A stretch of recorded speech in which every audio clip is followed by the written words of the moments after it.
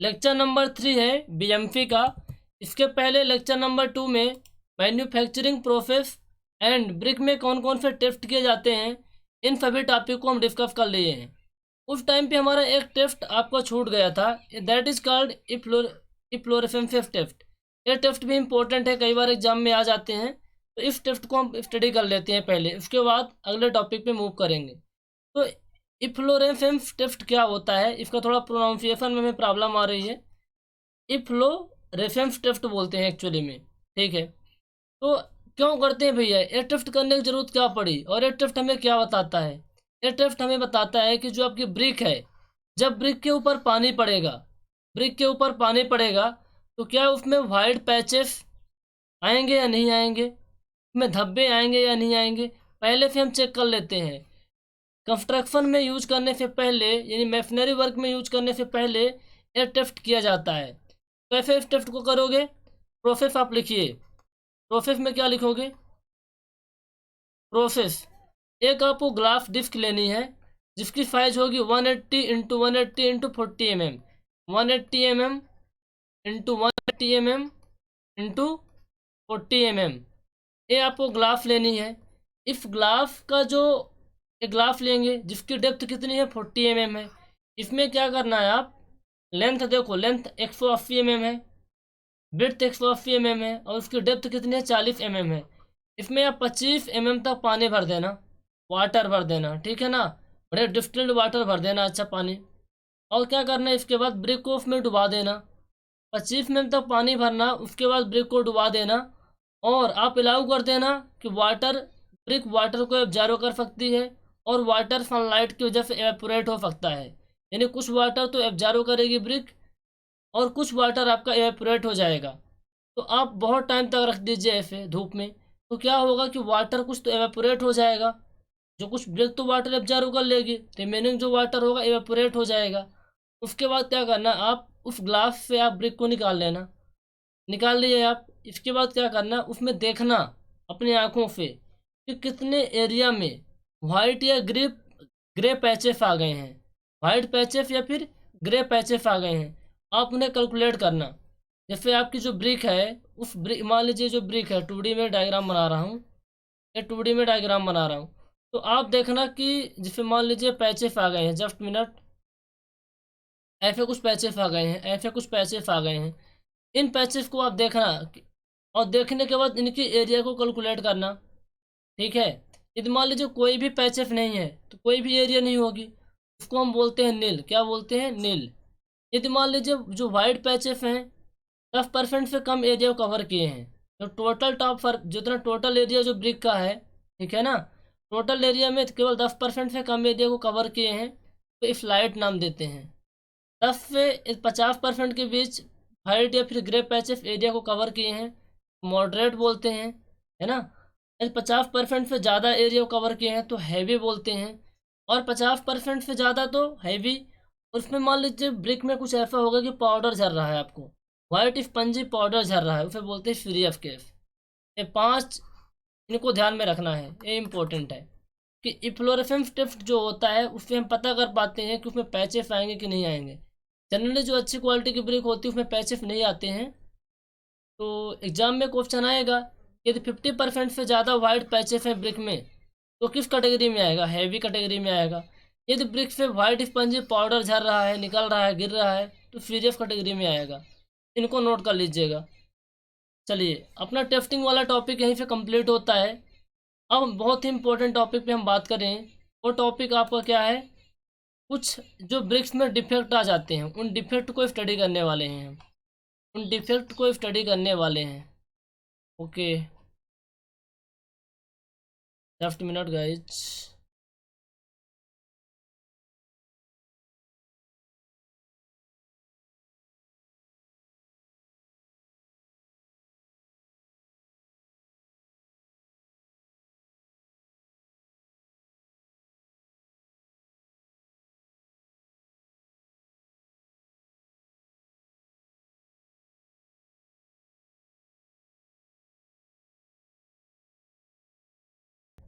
Okay, तो चलिए defect on brick इस टॉपिक को हम डिस्कस करते हैं।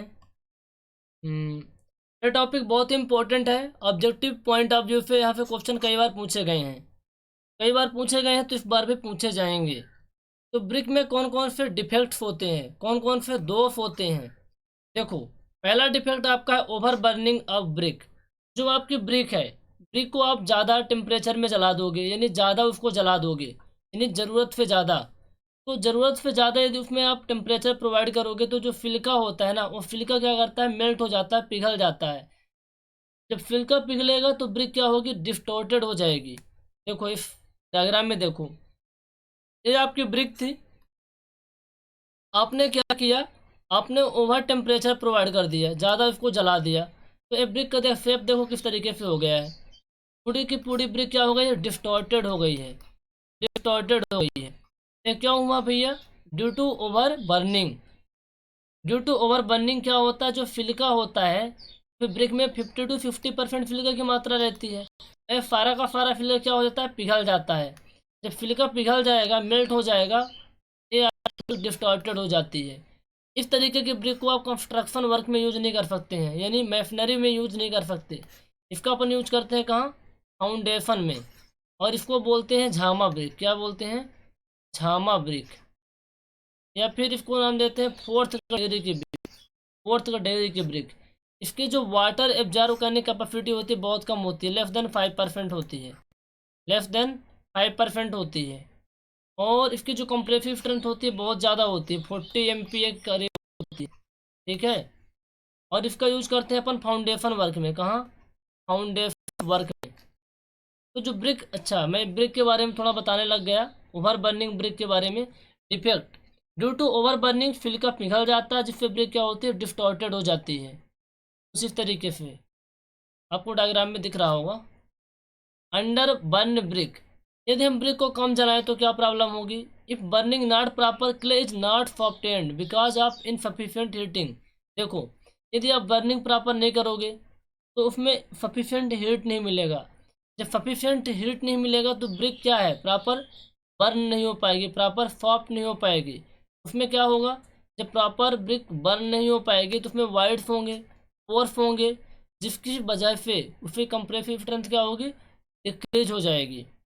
अंडर बर्न्ट ब्रिक वो ब्रिक होती है जब हम, जितना हमें टेम्परेचर की नीड होती है, यानी जितना हमें हीट की नीड होती है ब्रिक को जलाने के लिए, उससे कम हीट प्रोवाइड करते हैं, तो उसमें बहुत सारे वाइड्स रह जाते हैं, पोर्स रह जाते हैं, जिसकी वजह से क्या होगा, कंप्रेसिव स्ट्रेंथ क्या होती है, डिक्रीज हो जाती है।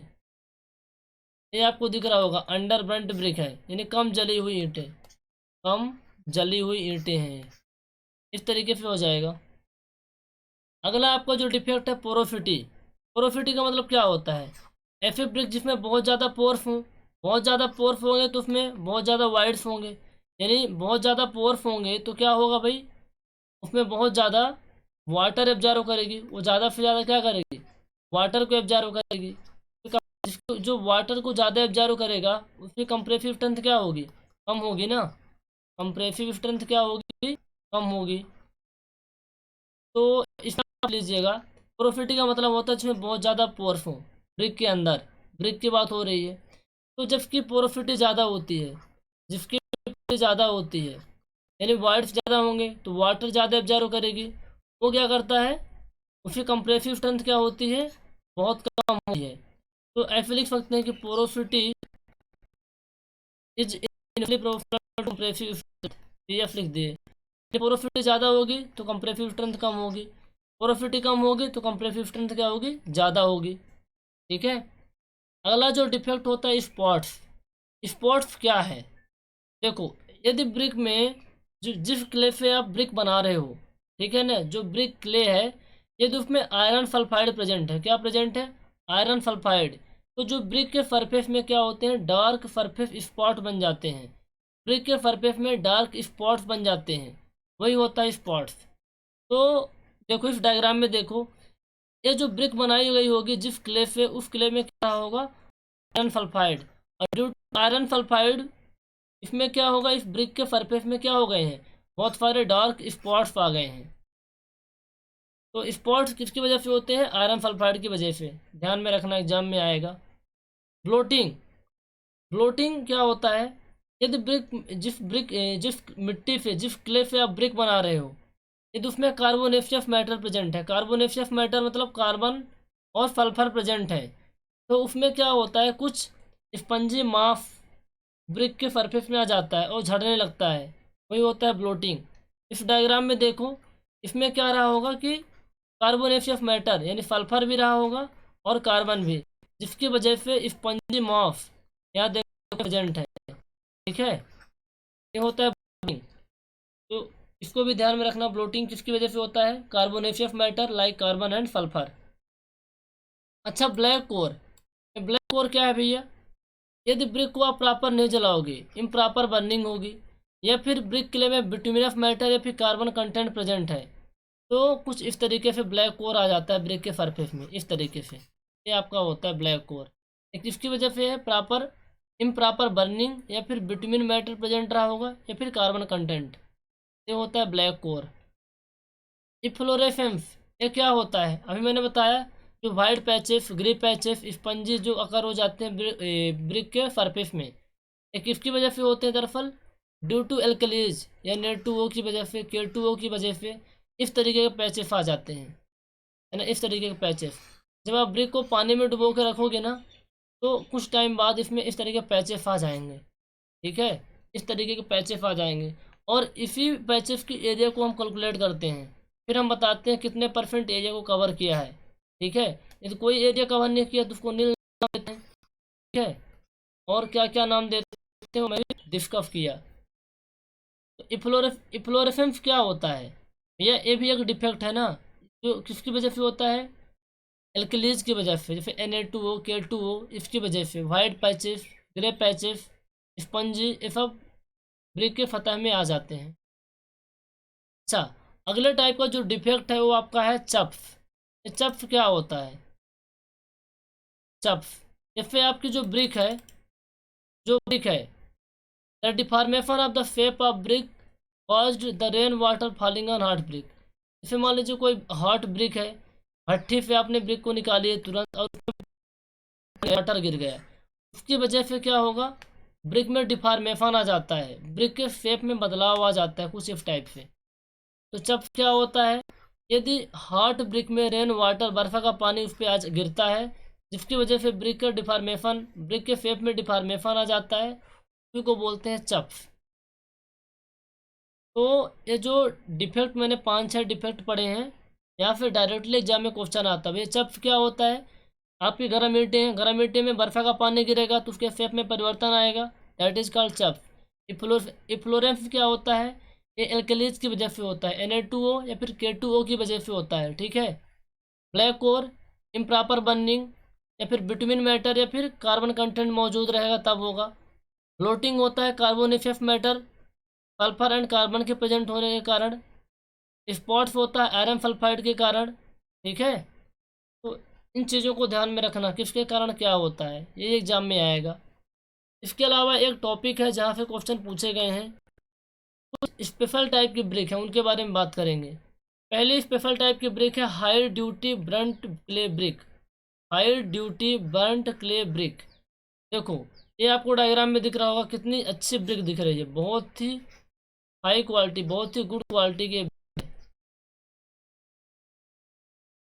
जो हाई ड्यूटी ब्रिक होती है, इसकी क्या क्या फिजिकल रिक्वायरमेंट होती है, इसकी कंप्रेसिव स्ट्रेंथ क्या होती है, वाटर एब्जॉर्व करने की कैपेसिटी क्या होती है, बल्क डेंसिटी क्या होती है, इनको देखते हैं। जो वाटर एब्जॉर्व करने की कैपेसिटी होती है, ये 10% से कम होनी चाहिए, fail not be more than 10% by wait, है ना, 10% से ज़्यादा नहीं होना चाहिए। और इसमें इफ्लोरेसेंस बिल्कुल भी नहीं होना चाहिए, बिल्कुल भी patches, white patches, grey patches कुछ भी नहीं आने चाहिए, यानी नील होना चाहिए। बल्क डेंसिटी इसकी 2500 किलोग्राम पर मीटर क्यूब होनी चाहिए, अर्थात 2.5 ग्राम पर सेंटीमीटर क्यूब होनी चाहिए बल्क डेंसिटी किसकी, हाई ड्यूटी ब्रिक की। हाई ड्यूटी ब्रिक की वाटर एब्जॉर्व करने की कैपेसिटी 10% से कम होनी चाहिए, इफ्लोरेसेंस बिल्कुल नहीं होना चाहिए, नील होने चाहिए, बल्क डेंसिटी 2.5 ग्राम पर सेंटीमीटर क्यूब होनी चाहिए। इसके अलावा कंप्रेसिव स्ट्रेंथ की यदि हम बात करें, तो इसको दो कैटेगरी में डिवाइड किया जाता है हाई ड्यूटी ब्रिक को, क्लास 40, क्लास 45। यदि क्लास 40 ब्रिक है तो compressive strength, average compressive strength 40 Newton पर एमएम स्क्वायर से कम नहीं होनी चाहिए। यदि क्लास 45 है तो उसकी एवरेज कंप्रेसिव स्ट्रेंथ 45 न्यूटन पर एमएम स्क्वायर से कम नहीं होनी चाहिए। ठीक है, और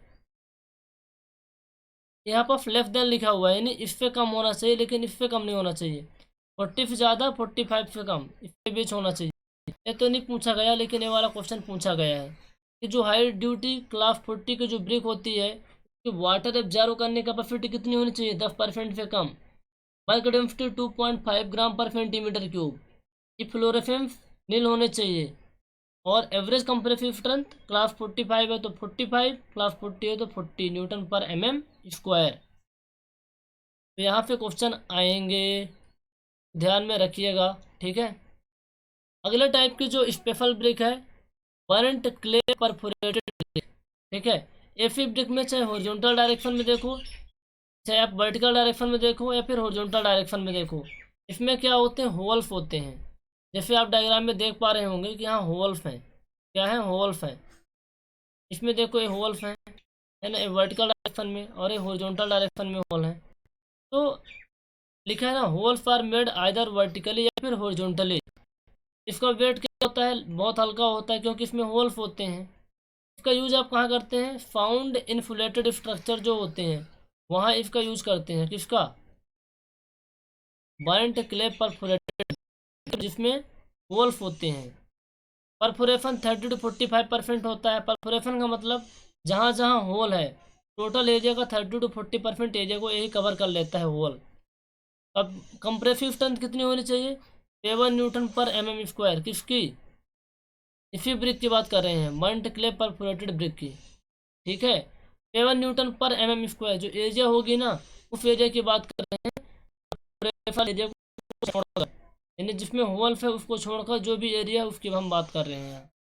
7 न्यूटन पर एमएम स्क्वायर होनी चाहिए। अगले आपकी स्पेशल टाइप की जो ब्रिक है, एसिड रेजिस्टेंट ब्रिक। ये जो ब्रिक होती है ना, chemically resistant and durable. Brick chemically resistant होती है, केमिकल का कोई खतरा नहीं होता, और थर्मली क्या होती है, ड्यूरेबल होती है। अच्छा, इसमें कौन कौन से इंग्रेडिएंट होते हैं भैया रेजिस्टेंट ब्रिक में, हाई सिलिका फेल होता है। ठीक है, फेल्डास्पर होता है, फ्लिंट या फिर सैंड होता है, लो अमाउंट ऑफ लाइम ऑक्साइड होता है। ध्यान में रखना, क्वेश्चन यहाँ पे आएगा कि एसिड रेजिस्टेंट ब्रिक में कौन सा इंग्रेडिएंट नहीं होता है। तो जो होता है वो पता होगा, तो जो नहीं होता आप टिक कर लोगे। यूज कहाँ करते हैं, इसका यूज वहाँ करते हैं जो फैक्ट्री स्ट्रक्चर बनाना हो आपको, है ना, क्योंकि केमिकल रेजिस्टेंट होती है और थर्मली ड्यूरेबल होती है, यानी ज़्यादा से ज़्यादा टेम्परेचर को बियर कर पाएगी, तो वहीं यूज करेंगे अपन। अगली स्पेशल टाइप की ब्रिक है 4th number, refractory brick. Refractory नहीं, फैक्ट्री आर है यहाँ, रिफ्रैक्टरी ब्रिक। और इसका दूसरा नाम होता है फायर ब्रिक। क्या होता है, फायर ब्रिक। तो जो रिफ्रैक्टरी ब्रिक होता है के जो इंग्रेडिएंट होते हैं, जिसमें सिलिका होता है, जस्ट मिनट गाइज,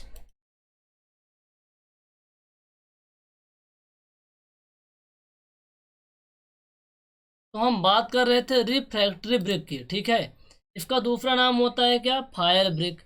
तो रिफ्रैक्टरी ब्रिक में कौन कौन से इंग्रेडिएंट होते हैं, ये क्वेश्चन आपके एग्जाम में आएगा, तो ध्यान में रखिए। इंग्रेडिएंट वाला सवाल तो पूछा ही पूछा जाता है।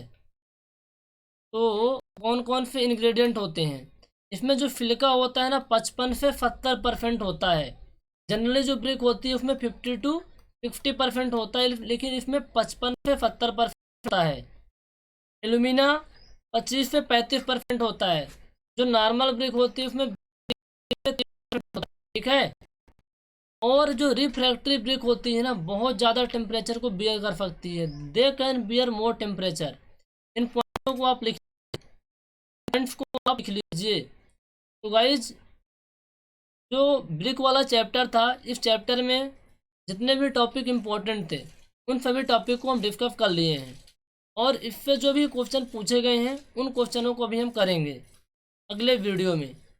तो हमने क्या क्या कवर किया है, आई होप आपको समझ में आया होगा। देखो, मैंने देख लिया था ब्रिक की कैरेक्टरिस्टिक्स क्या होती है ना। इसके अलावा मैंने डिस्कस किया था टेस्ट कौन कौन से, ब्रिक में कौन कौन से डिफेक्ट होते हैं, ब्रिक का क्लासिफिकेशन, और यहीं पे पूछा जाता है। इसके साथ मैन्युफैक्चरिंग प्रोसेस ऑफ ब्रिक।